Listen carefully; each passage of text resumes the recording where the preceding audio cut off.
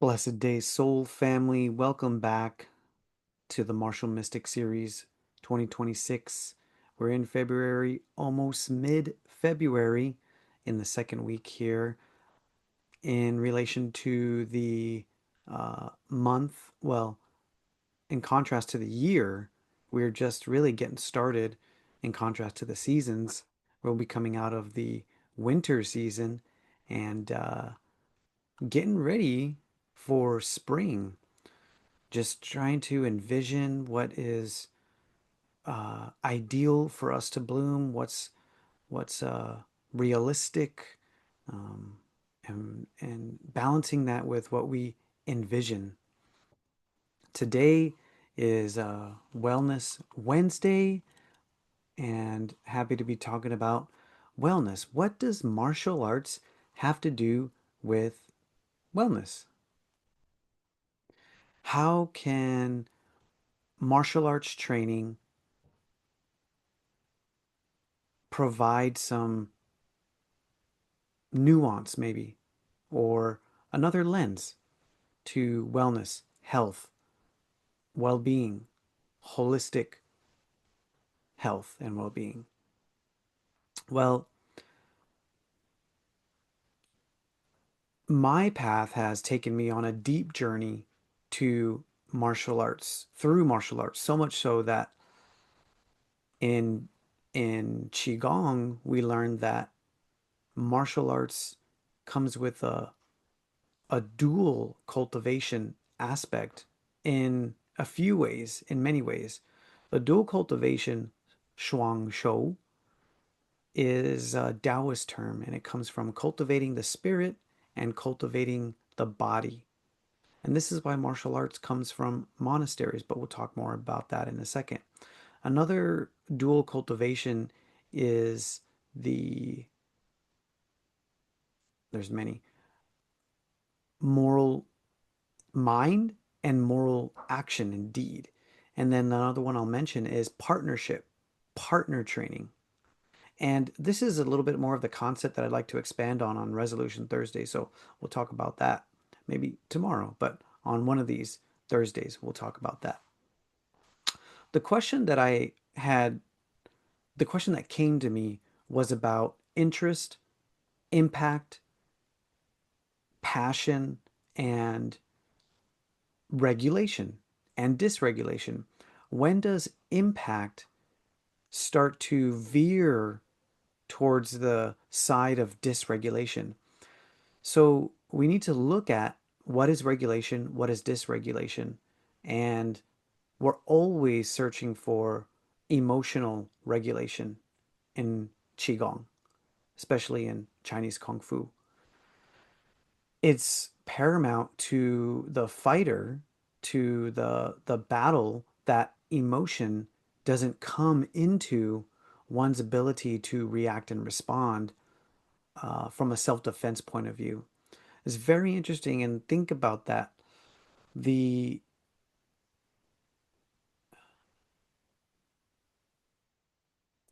let's throw out some, so that's where I started. Let's just throw out some questions. Do we need to fight for wellness? Do we need to fight for our health and well-being? How much of wellness is survival? When it comes to survival, that's life and death. In martial arts, we talk about life and death as well. And the impacts, of course, and then what we do, what we are called to do to maintain and sustain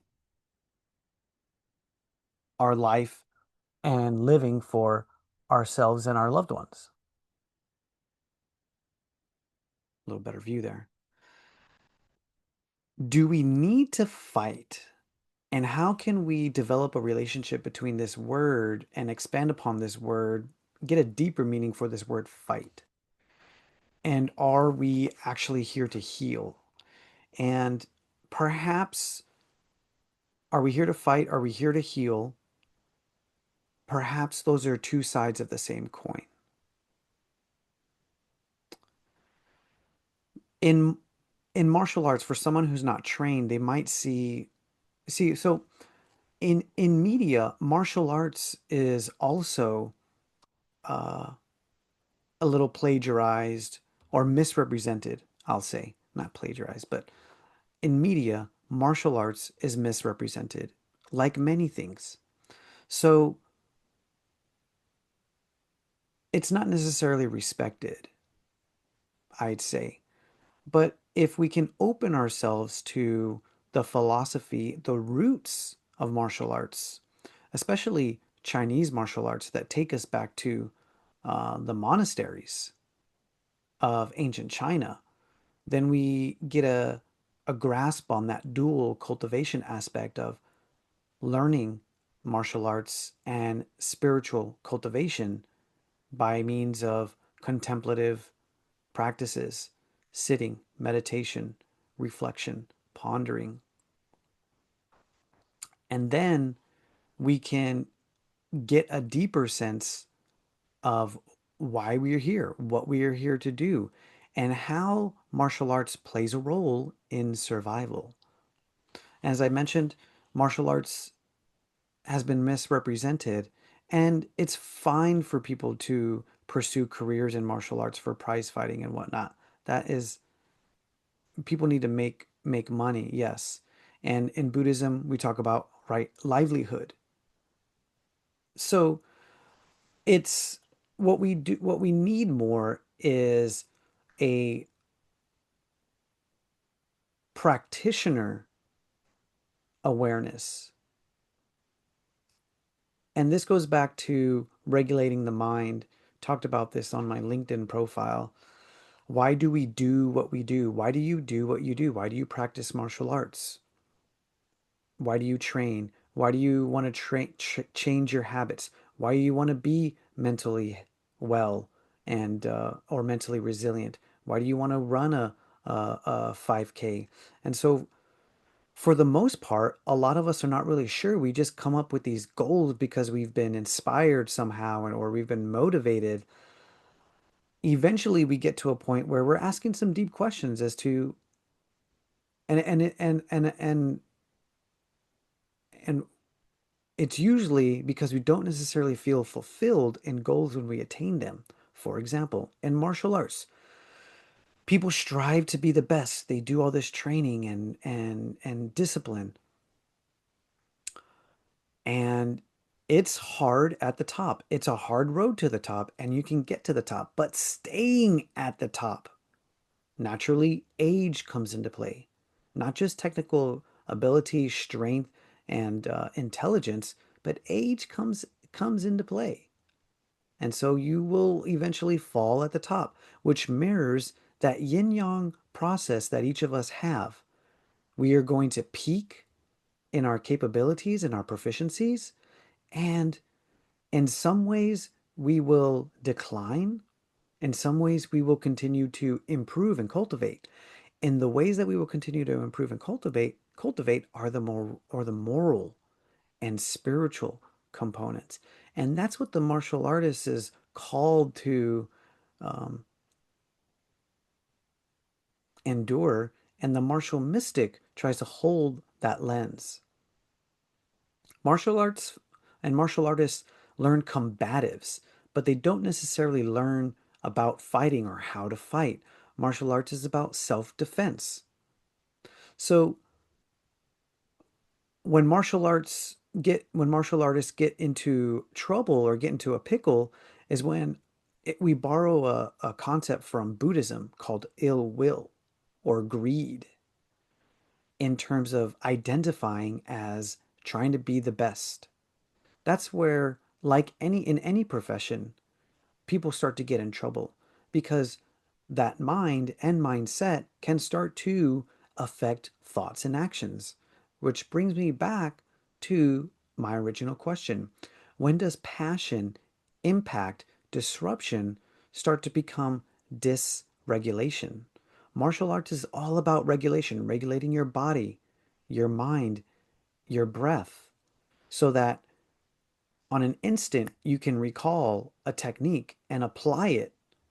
And based on the feedback, you adjust and you redeploy. Without any emotion, you have to have that feedback loop open so that you can stay in a state of transition, regulated transition to progress and improve. And in combat or in competitive fight sports, and possibly even on the battlefield, it is important. I, I, I can't stress enough the importance of that emotional regulation.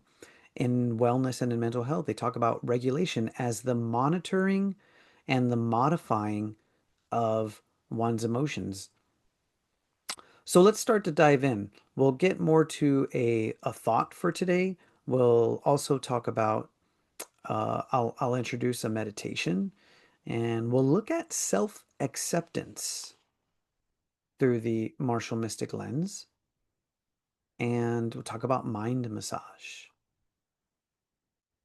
And then we'll look at what we're going to talk about on Resolution Thursday. So let's dive in, shall we? Remember, there's 8 domains or 8 dimensions of wellness.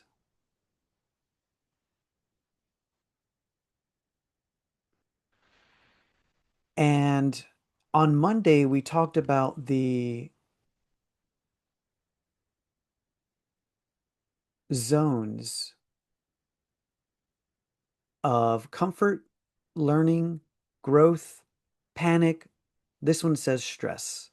So go review Mondays because we get into it a little deeper. The concept is that we want to expand our comfort zone. So through daily practice processes and also what life gives us in the external, we want to be able to have an awareness of what zone we're in because we want to be able to, one, articulate it to ourselves and then possibly articulate it to others that may be involved. Comfort zone, growth zone, stress zone, growth zone, learning zone. And on Tai Chi Tuesday, we talked about range of motion, how we can improve our comfort zone through Tai Chi and Qigong practices.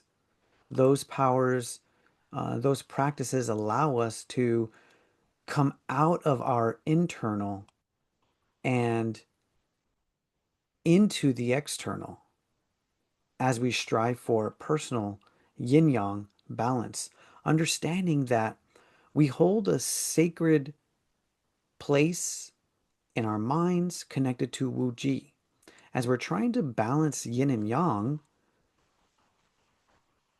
upper Dantian, spiritual residence, lower Dantian, physical residence, right? Understanding that the middle heart realm is also an energetic center, and those are encapsulated by Wu Ji. Those all come from that place, Wu Ji, of divinity, uh, eternal peace, infinite potential. We are always connected to those, to Wu Ji. And so when we think about the martial mystic and mental health using this term regulation, our vision, our mental vision, and the body's vision as well is that Wu Ji place and having this grand balance that we can achieve and hold and stay in. That's our comfort zone. That's our comfort zone and our range of motion. Just summarizing Monday and Tuesday. We go deeper in Tai Chi Tuesday and Mental Health Monday. So what do they say about regulation? Here's some signs of emotional dysregulation because if you don't have the awareness, you can't make an adjustment. Overly intense emotions, right? We need to talk about feeling. In Tai Chi Chuan, we talk about how feeling is part of the mind's connection to to the body, how the nervous system is deeply associated and connected to feeling. And so we need to have a relationship. Our mind needs to have a relationship with interoception, personal feeling and sensations, so that we can identify what zone we're in. Impulse behavior, that for me speaks about habits. If you have a habit that you're trying to kick and you can't necessarily kick it, you might want to look at that as an impulse behavior, maybe lashing out or shouting out, right? That could be an impulse that you were like, oh, where did that come from? That could be a result of intense emotions, and maybe you overshot the mark. A lot of times, we talk about this in Resolution Thursday. A lot of times we have a need for to be heard and for respect, but sometimes we'll overshoot the mark in our request to do that, and we'll shout to be heard or we'll shout to be respected and demand respect. So that could be an impulse as well. Lack of emotional awareness, we talked about that. Having trouble making decisions. So this is helpful for me. Sometimes, if I don't have structure, I'll have difficulty in identifying what task is priority. Inability to manage behavior. So if you find yourself getting into emotional confrontations or tit for tats, we need to look at that because that affects over time our mental well-being, our wellness, and our abilities to stay regulated and stay in our comfort zones. So we need that mental flexibility to see where we're at, where comfort and home is, where we currently are. It could be a stress zone, and then see that we're not in our comfort zone and try to find a way that sustainably brings us back to home. In balance, not overshooting the mark, to give that respect and to be heard need. That could look like, instead of shouting, you take a pause and you say, wow, I really need to be heard right now, and I have this need for respect. And what I would like is for you to let me know when you're finished so that I can speak and ask for that. And this is, theoretically, a uh, more sustainable and a better way of overshooting your mark and shouting to demand respect. And oh, this is really big too, avoidance. So sorry, my I won't wear a hoodie anymore. But avoidance, oh, I should use that and get out of the way. Avoidance of difficult emotions can lead to avoidance of conflict. And we learn from meditation that avoidance is on the violence spectrum. And along that spectrum, you have avoidance of conflict, you have assertiveness, aggressiveness, and then finally violence. And so that can be attributed to the growth zone as well, or the zones that you find yourself in. So I believe I found this one that merges one's wellness zone with one's uh, emotional zone. So let's look at these. The green zone says that you're calm and calculated. Yellow zone, beginning to feel overwhelmed, anxious, or agitated. So we want to be conscious and aware of that. I'm starting to become agitated. I'm starting to become frustrated, right? This is all for the sake of maintaining wellness, reducing stress, and we learned from Resolution Thursday, maintaining relationships and even improving upon relationships. This is something that I've taken to task and I treat as a practice in and of itself. Blue zone, sad, tired, sick, or down, especially if we're looking for more impact or we're passionate about a topic, about politics. How many people are passionate about politics, so much to the extent, that they'll, fly here, drive there, go out, walk in the street, and protest, which is great, and that's fine. We just need to make sure that whatever we're doing to mitigate our conflicts, we want to try to stay in that green zone, calm and regulated.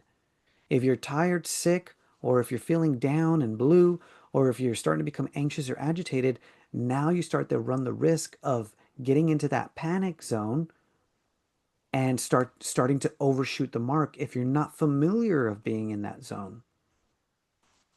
And then when you're in the red, it's hard in the moment to come back. For me, it takes me days if I find myself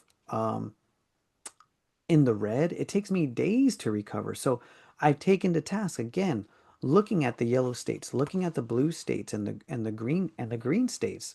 This is all for self survival, preservation.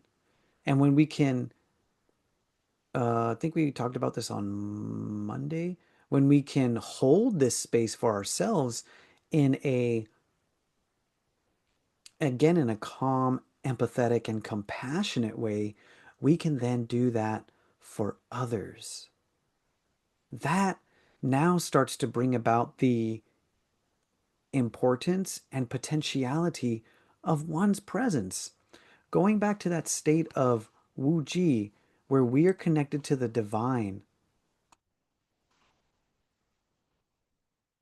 when we are in coherence and we're in balance, upper energy center, middle energy center, lower energy center, and we maintain that everything is sacred, everything is profoundly interconnected, where you see yourself in the other person.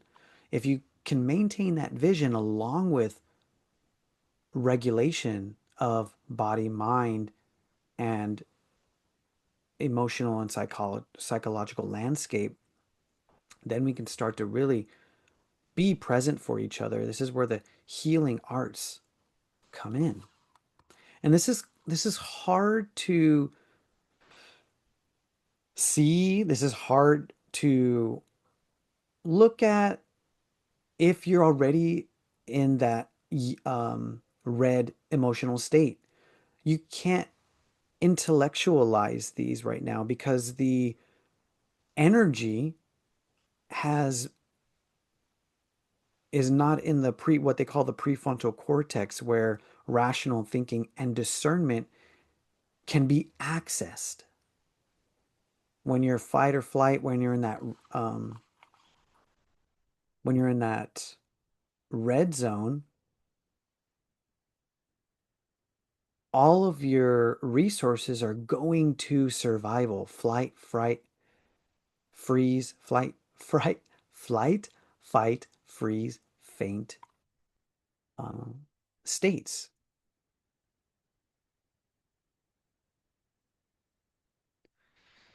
So this is the martial mystic lens? What do you guys think? Tell me what, give me a thumbs up or a thumbs down, comment, or send me a personal message, because I really want to know what your thoughts are, especially for martial artists.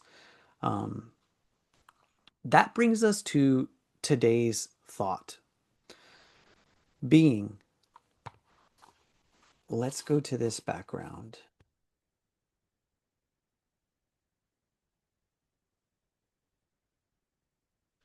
So today's thought for February 11th in the Martial Mystic calendar series is the martial artist. The martial artist fights battles but never goes to war. What are your thoughts? Now, for me, typically the process is, okay, well, what are the words you're using and how are you defining these words? What is battle? What is war? What does it mean to fight?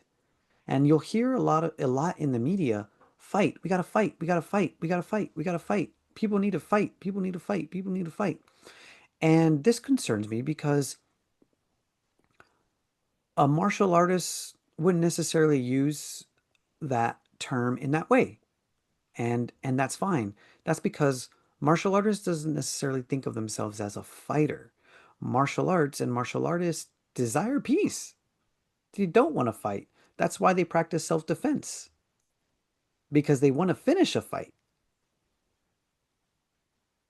And that's what Chinese martial arts is founded upon. Wusu, stopping the weapon. That's all that you really want to do.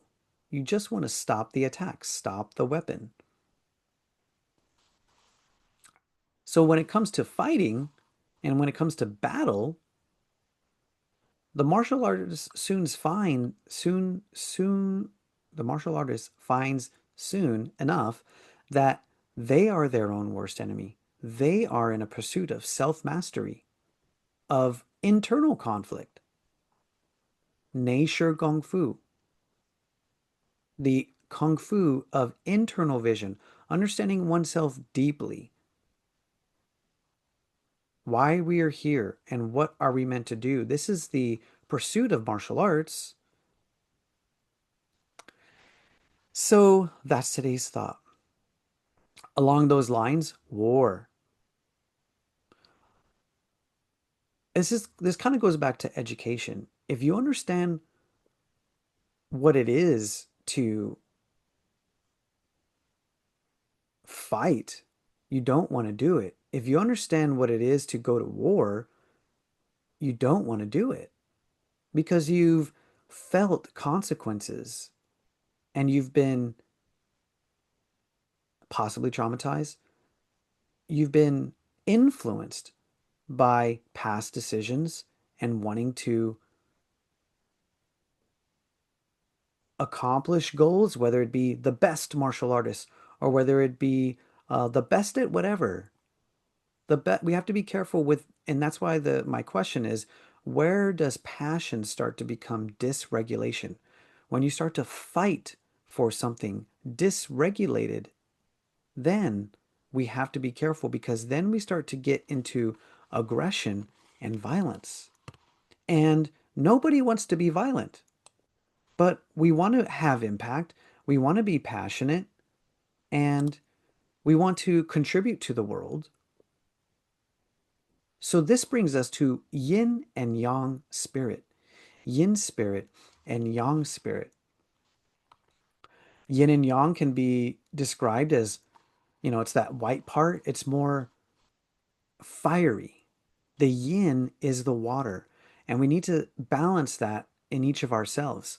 Inflammation, balancing inflammation. So bringing in that health aspect. Stress, lowering, reducing stress. There's the mental health aspect.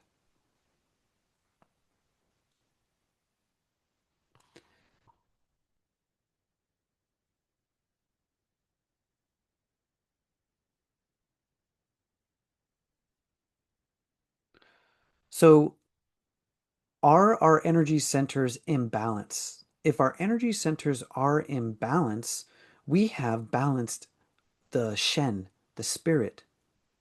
We have balanced Yang spirit, which is that fire spirit, that doing spirit, that one that wants to make you the best, the one that wants to uh, disrupt or have impact in the world. With water spirit, water energy, where, well, this comes to along the lines of living fast or living long. If you live fast, you might die young. This is a little bit of that same concept. So when we have our upper energy center, middle energy center, lower energy center in balance, we have all of our needs met, then we can have these higher thought, higher cognitive philosophies and even psychological and emotional states, and even ascertain the concept of divinity, sacredness, and Wu Ji. Remember, in the yin yang, we have that Wu Ji spirit. The Wu Ji spirit imprint and memory.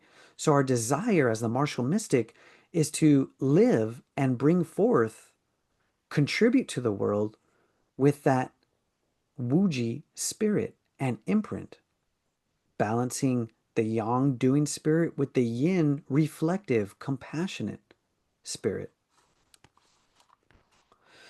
In that way, we're called to be students in this earth realm as soul travelers. So, if you're ready for that, I would love to talk to you. I would love to hear from you. I would love to learn how you have accomplished this balance, how you stay in this balance. What tools do you access? What strategies do you employ?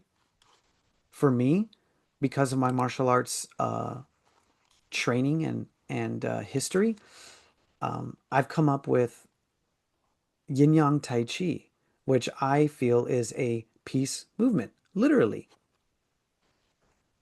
this um, series starts with the self process of Yin Yang Tai Chi, and then it provides the foundation for the interpersonal process of Yin Yang Tai Chi, where you're bringing your practices, your self regulation, and your peace practices from the internal to the external. You can go to Yin Yang Tai Chi to find more.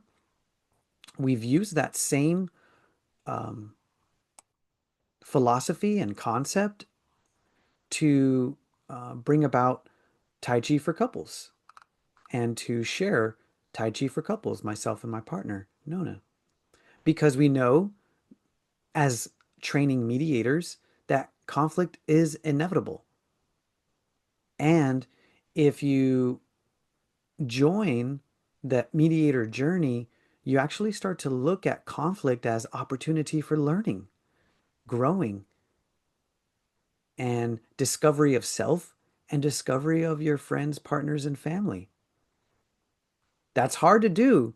That's conflict. That is really hard to do. Remember, we go back to avoidance. We go back to avoidance, go back to assertiveness and aggression of conflict.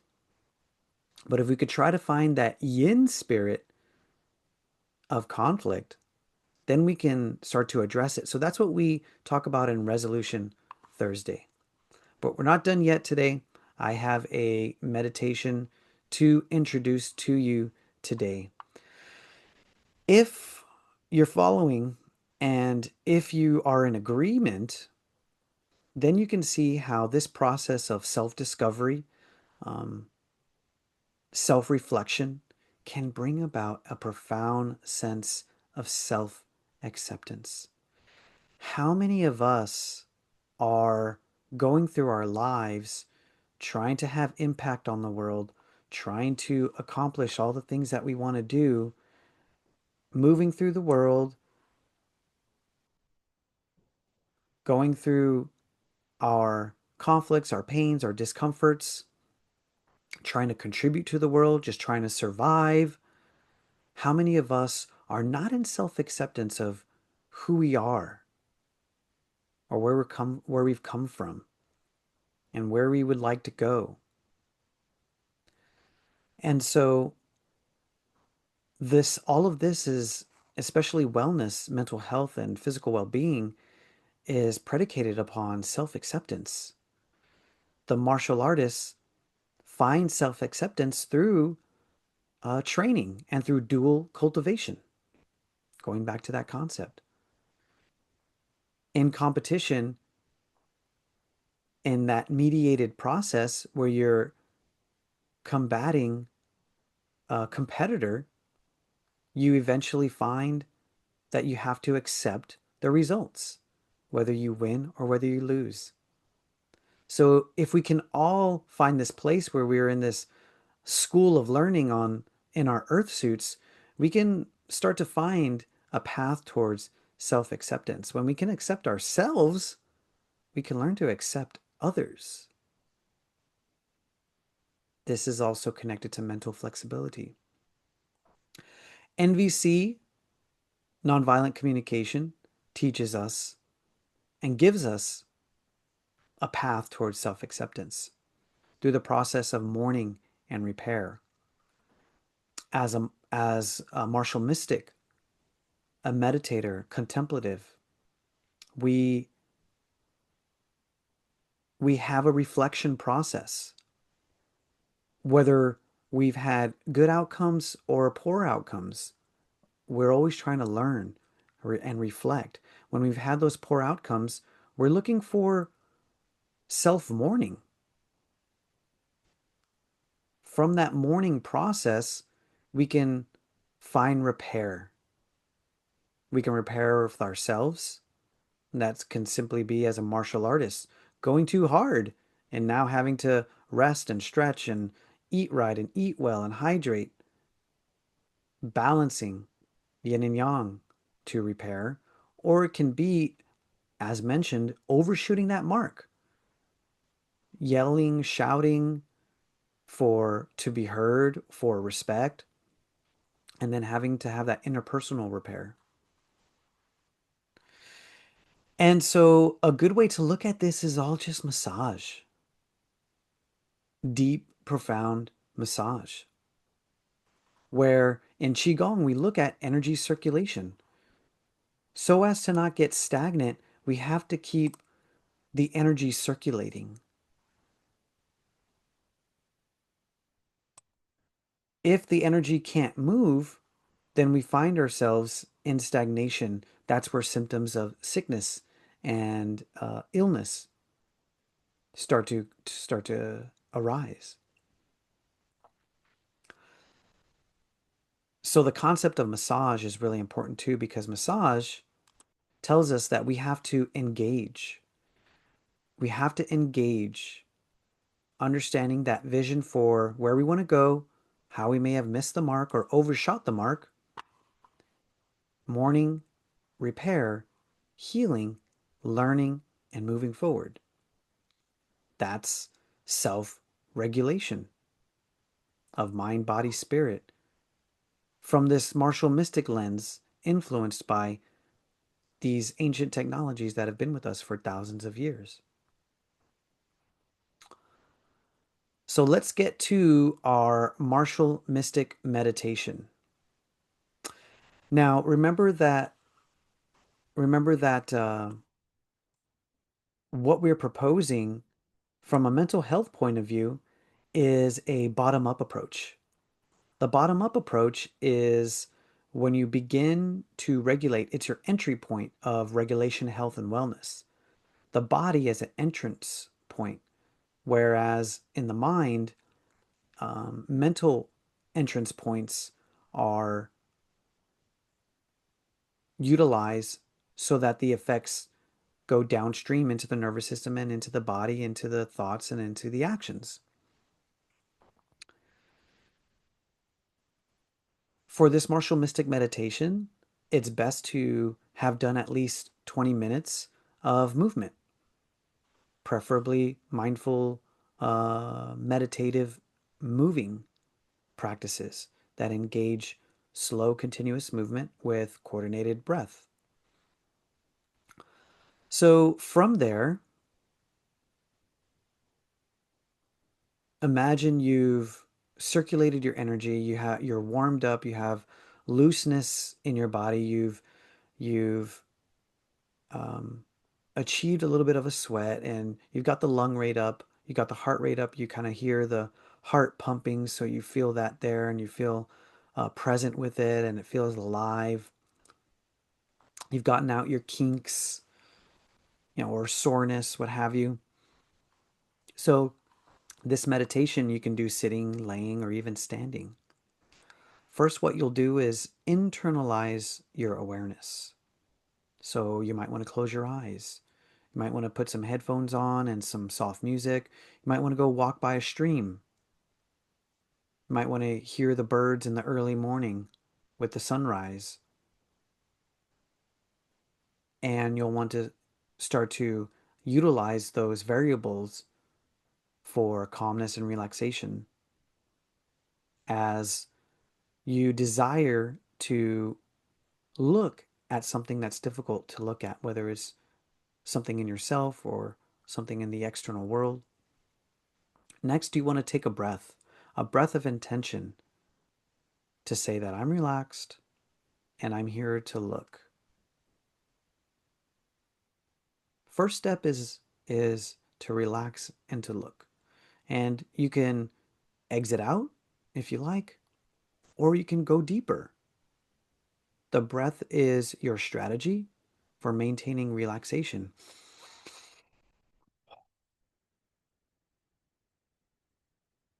If you find that you want to move through some fear or some anxiety, you can speed up your breath. But the breath can maintain as your strategy to go deeper or to exit out, to relax or to give yourself a pump. Because you're bringing in some stress if you're looking at something that's difficult to look at. Stress, breath will pump you up for that. So now you want to see the situation. Remember that the highest form of intelligence is observing without judgment. So look at yourself, look at your situation, look at the thing without judgment. Recall the situation and try to be as specific as you can. Specifics are crucial. This specific observation, now you want to find your feeling. From your feeling, you want to find your need. So, from your feeling, this requires a little bit more of a vocabulary and also need vocabulary, as Marshall Rosenberg, a feeling and need literacy.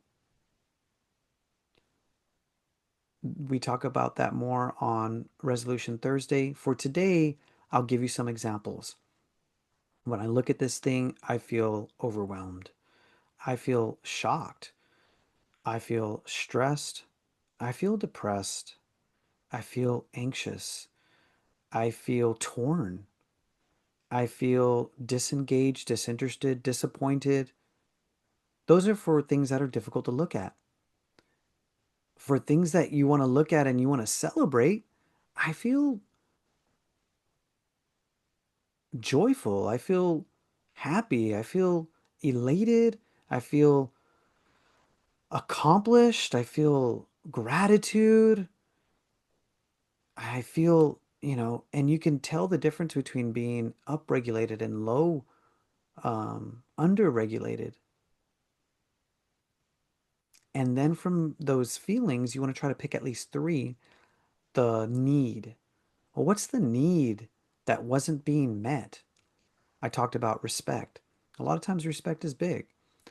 My need for respect wasn't being met. I have a need for inclusion. I have a need for autonomy to make my own decisions. I have a need to be included and a part of things. I have a need for respect, to get respect from people that I live with or work with.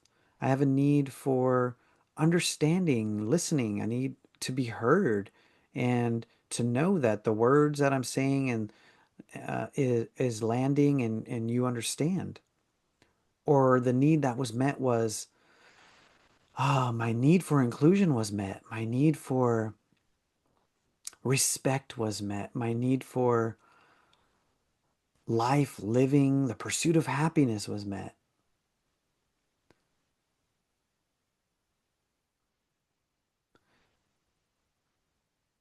So I gave you an example of the positive and the not positive feelings and needs. From there, now you have a strategy by which you can go deeper. I would recommend writing it down. You can return to this that you want to look at because often something that's difficult to look at is just going to come up and return automatically.